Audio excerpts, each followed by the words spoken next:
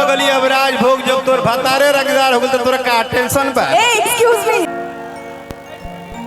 World की बात करें ना सीधे 2020 क्या होता है, आइए मैदान में खेलते हैं। डायरेक्ट मारिए, विकेट गिराइए। का कि भारी है भारी था भारी रहेगा। एक सेकंड, आपने गाया ना, एक सेकंड, इनके तरह ये भी माइक बनाओ, नहीं तो फिर हम दोनों में लड़ाई हो जाएगा। वैसे भी तकरार चलता रहता है मेरा हर किसी से। हमार के सब पटबे ना करे। हेलो हेलो हेलो हेलो, हाँ चेक चेक चेक चेक। बनाओ माइक बनाओ, गाओ आज हम भी देखते हैं, विकास भी है, गाओ आज। हमें किसी को, एक सेकंड, हमें किसी को दिखाने की जरूरत नहीं है भाई, हम जो है वो है। हम केहू के दिखावे करती कोनो काम ना करेनी, ऐसा खून गर्मी में रहेला हमने के, उबाल मारत रहेला तनी तनी बात पे। दीदी अच्छा, हेलो हेलो हेलो, कि लोग नया पे बनता रंगदार, हर रंगदारों के भतार हमें राजा।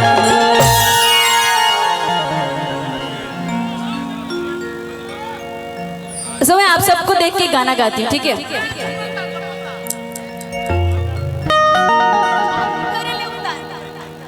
ये सबको देख के आई थिंक रंगबाज टाइप सब लग रहे हैं। अच्छा डिम्पल, एक सेकंड कब से तो बोल रहे थे, बोली तो लो, एक सेकंड तो सुन लो पगली।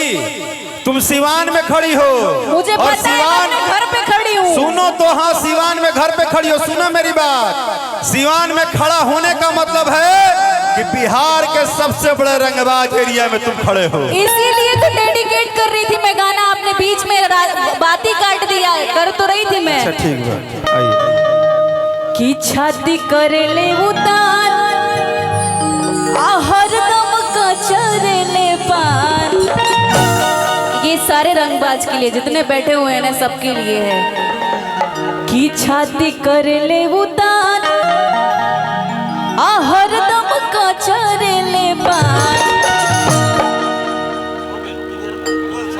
कि सगरो चलल बा चलान, रंगबाज राजा के।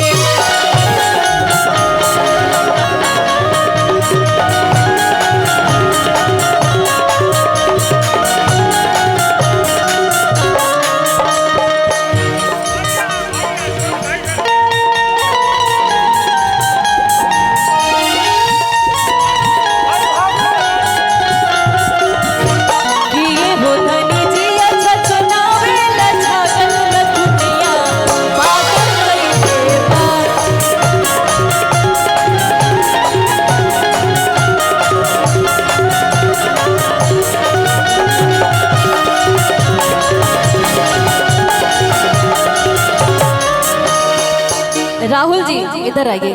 कि केस फौदारी को के केहू का उखाड़ी, बिना नंबर वाली चलावे रोज गाड़ी। भगवान जी आपके लिए भी।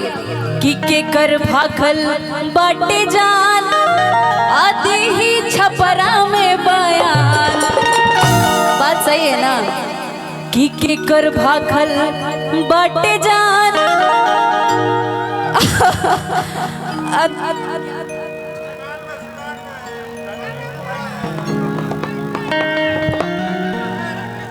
कौन है? अच्छा अच्छा अच्छा अच्छा,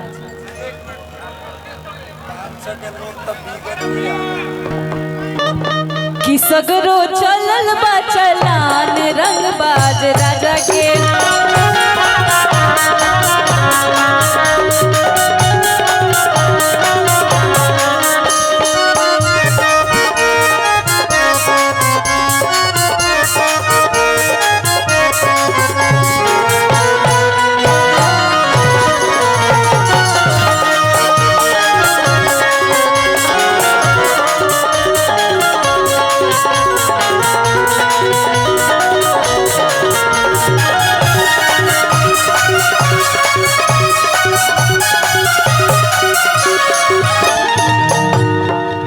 सखी। अच्छा सखी सुना, हाँ तू तारक हम साचो बहुत मान ले तो तारको ना पते कटबे ना करे, जहाँ बोले लो सब ठीक बा। अच्छा, वैसे मेरा कोई भी बात नहीं कटता है। हाँ ना क्यों ना काटे, अभी क्या बा मार्केट में क्यों तर बतवे ना काटी, कहे कि तुमसे बड़ा पावर की बात ही नहीं है। आप कुछ बोलने वाले हैं क्या? ऐसा है कि हम लोग के बड़े भैया गार्जियन नागेंद्र सिंह जी, जेपी सिंह जी, उपेंद्र सिंह जी और राजेश सिंह जी और रोहित सिंह जी, राहुल सिंह जी और ये भैया बताए थे, हाँ किरानी सिंह जी, इस पूरे परिवार में हम लोग आके एक बात आज महसूस किए कि कभी कभी कलाकार को मंच मिलता है। आज पता चला कि इस मंच पे आके कलाकार को एक परिवार मिलता है। एग्जैक्टली। और आपने हम लोग को जो व्यवहार दिया है ना, वो घर के बच्चों जैसा दिया है। ऐसा लग रहा है कि हम लोग गा रहे हैं, आप उड़ा रहे हैं और आप ये कह रहे हैं कि बेटा और आगे बढ़ो और अच्छा करो। नहीं तो एक सेकंड, नहीं तो यहाँ पे ऐसे ऐसे लोग हैं आई हो जो धमकाते तो ऐसा है जैसे कि घर में घुस जाएंगे। हाँ तो हम भी, हमारा भी खून गर्म ही होता है भैया, कहाँ तक घुसबा और क्या। तो खून में की तो गर्मी होगा नहीं, तो फोन पे धमकाने वाले लोग बहुत ज्यादा यहाँ पे हैं, बट हमारे पास किसी रंगदार है जे बड़े, रंगदार है जे बड़ा, ठीक बोले हो। सिवान में केहू धमकी ना दिखा है कि सिवान से पूरा भारत चलेला, पूरा सिस्टम चलेला शेरे सिवान। और आज एक बात हमको मजा आ गया मुखिया जी, आपका प्रोग्राम होगा खत्म भी हो जाएगा, लेकिन एक बात याद रखिएगा, दादी भी हमको याद रखेंगी, बुआ भी याद रखेंगी, माँ भी याद रखेंगी, वो बच्चा भी याद रखेगा और सिवान का एक एक भाई भी हमको याद रखेगा। अच्छा सुनिए, एक सोहर तो बनता है ना बाबू के लिए, गाओ। आप नहीं गाएंगे? बाद में गाए, तू पहले काहे बाद में गई, बच्चों साथ में खड़ा अभी दूसरी बात क्या वाला बना। देखिए ब्राह्मण, सॉरी राजपूत ब्राह्मण बहुत इज्जत करते हैं, हम राजपूत लोग ब्राह्मण का बहुत इज्जत करते हैं, तो आपको इज्जत के साथ में बोल रही हूँ कि आप हमारे साथ गईबा कि ना तो रंगदारियों आवेला हमरा।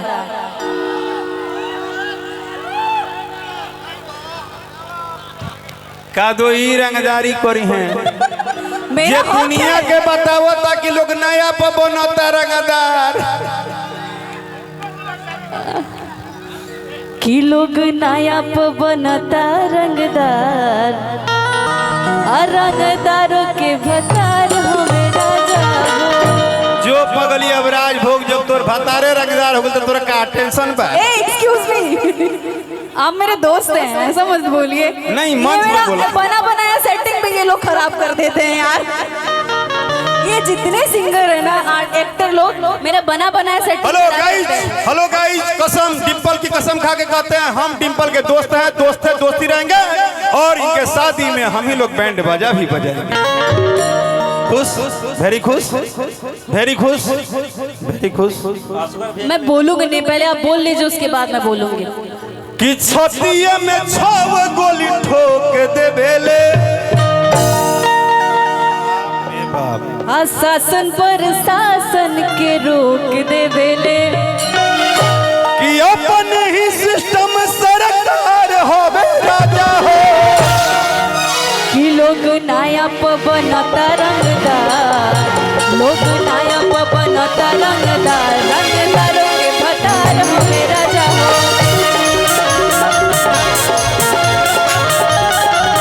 लोग नया बनता रंगदार, रंगदारों के भतार हमें राजा हो।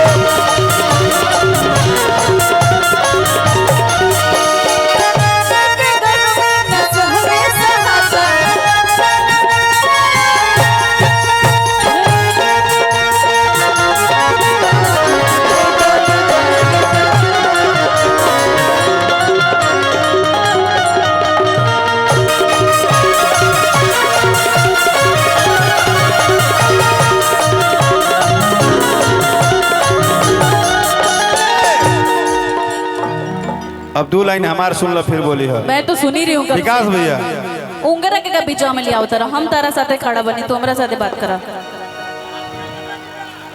मेरे से एक्सक्यूज मी, मेरे से इधर मेरे से बात करिए। कि 4 पैक दारू हर सुनर